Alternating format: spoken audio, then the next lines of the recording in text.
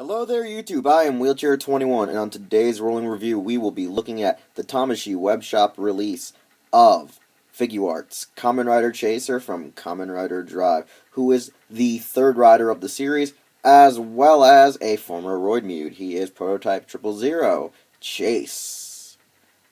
And honestly, this is a web shop exclusive I was a little upset at, even though I foresaw it happening due to the popularity of the character known as Chase, his Roidmude form, as well as, well, the hype that there was just for him being a writer. Nevertheless, let's go look at our figure at hand. Before we go further in depth in the actual details of the character, the figure, and all the, well, pros and cons about it, let's talk about its accessory count. It's very minimal, just like most Drive Figuarts. Chaser has 4 pairs, or I should say 4 additional hands, 2 pairs of them, as well as a weird plastic piece that's shadowed out for one half to replace on your Shingo axe to shadow out either stop or go to recreate his signature attacks, as well as a separate piece to attach his antenna. The way that the packaging is for this figure, it makes sense that they actually make you insert the antenna yourself. Due to how small the piece is, it is quite fragile and possibly can break. I wonder if it's going to be easy to remove, just because I'm going to have to store this away for a short period of time due to the fact I need to make shelf space to display this SOB. Figuarts Chaser is honestly a really good Figuart. First off, the base design of the suit is actually splendid. It really feels like a biker, it feels like a racer, and it's something I honestly enjoyed. A lot of people didn't really like the idea, the motif, or this really simplified suit. But honestly, I think it looks great. Now, its grayish scheme of the base suit looks very bluish at times, or bluish-gray mix. A friend of mine says it's a periwinkle. I don't even think periwinkle is a bluish-gray. I'm not too sure. I'm not good with that shade. But it's pretty decent. The purple, I would say, trimming the panel lining, I guess, of the plates of his armors, whether it be his shin guards, his actual forearm guards, his shoulder guards, his chest guards.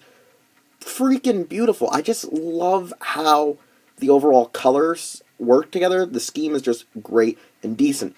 The only thing that is kind of annoying for me is the fact that it does use a basic mock driver. The color scheme is just a little off.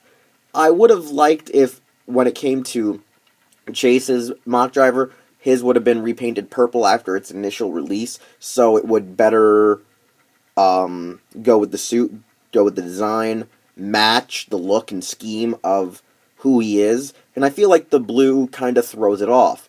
I also like the back at how his tire kind of changes from how it used to be when he was Mashin Chaser. But overall, it's a really splendid motif, design, configuration, and I actually like how the helmet is. The helmet is probably one of the coolest things, still keeping a bit of the Mashin Chaser scheme to it, as well as its antenna looking very royalist, or royal-ish. I don't know why I said it, but nevertheless, it's something I honestly enjoy. The cool part about our figure is it actually has wide range of articulation, but most of the points do follow suit with former or present Figuarts. Nothing really has changed. A few things that are, though, different about this is that its hips are very tight, and it feels like it's going to stay balanced for a very long time. Its legs, very, very good. The torque in it keeps it that it won't fall over. It'll always stand up depending on most likely the pose you put it in. I really do like how tight it is. I mean, you can see that I have to put a little bit of force in it just to get it to move his legs. And a lot of people probably won't like that, but for me, I personally at least enjoy when the legs are a little bit stiffer than the arms, because you do more stuff with your arms than you do legs in the show when you want to actually just pose this thing. I mean, you're not doing stop motion animation, so it's not really a big deal. You're just using it for a collector's line. The actual shoulder pieces, very interesting. How they work, how they are featured. I like it. I like the joint it's on. It still gives you the ability to move your Figuart all over the place, rotate it, as such and do basic arm joints. It's a well-conceived joint compared to previous series where sometimes the joints fold the actual shoulder pads out rather than up, and it goes well. The bicep, we haven't seen one of these biceps in a while on a Rider or a Sentai character, but it's decent. Most times you see this type of bicep swivel joint in anime Figuarts because they like to ply them off and do the crossed arm thing that a lot of characters seem to do, is just crossing their arms. You can probably best remember it being with Piccolo and Figuarts Gokai Red. So, overall, I do like that we have different points on Chaser than we do any other Figuart in the Drive line right now. I think, though, a lot of people will actually enjoy these shoulder pads the most when you own this Figuart.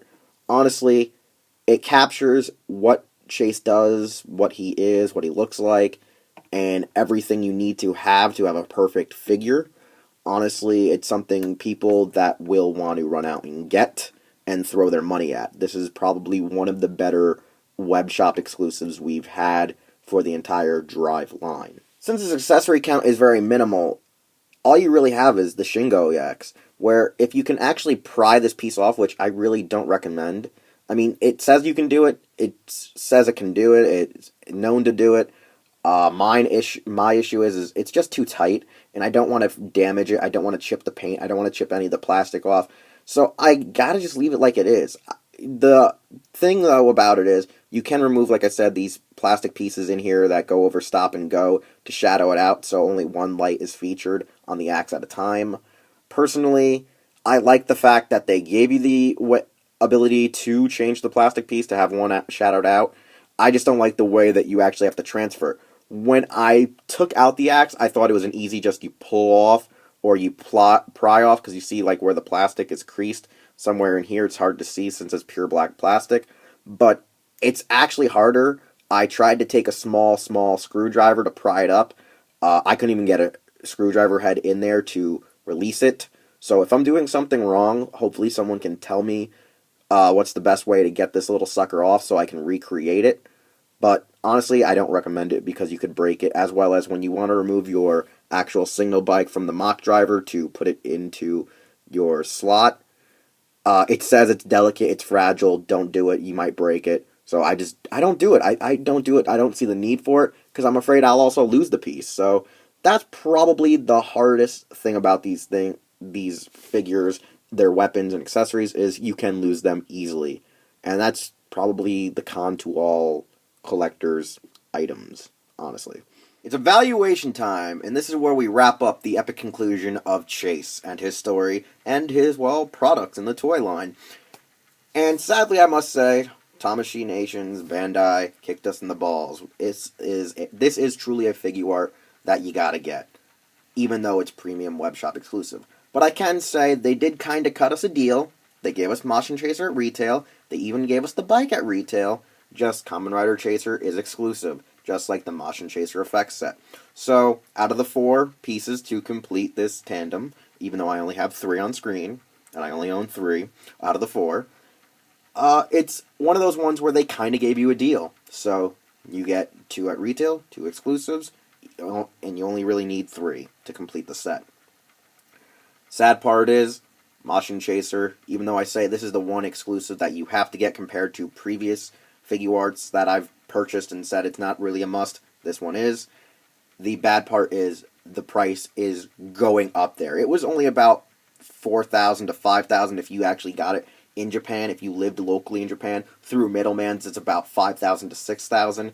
And this SOB is skyrocketing up. It's about $8,000 now in the Japanese market, on the secondhand market in Japan. So get it while you can. Get it for anywhere below $80 before shipping, and you practically got a deal. Now, I know probably a couple of years from now, no one's going to give a flying F about Drive to the fact that this Figuart's probably going to be back down to 4,000, 3,000 yen. But right now, he is like the Dean Ambrose, the Seth Rollins, the Daniel Bryan of Drive. He is that guy who is so over, everyone loves. So, get it while you can. Get it if you can. I dare you. I don't know. But it's just something I enjoyed. I've enjoyed Drive. I've enjoyed every character in the show practically, I think. I don't remember. So I insist people check it out. I am Wheelchair21, so you can check out this review here on my channel or over at HeroTaka.com. You can follow me on Twitter as well as Instagram. And this purchase was made through Rider Proxy Services, where if you want to contact her, it'll be in the description on how you can.